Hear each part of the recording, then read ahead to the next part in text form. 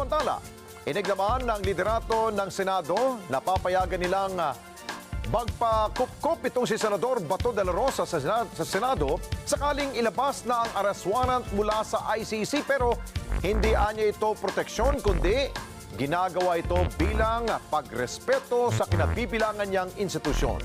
Mian Corbera sa balita. Hindi pipigilan ng liderato ng Senado si Senador Ronald Bato de la Rosa kung nanaisin ito na magkanlong sa Senado para makaiwas sa pag-aresto.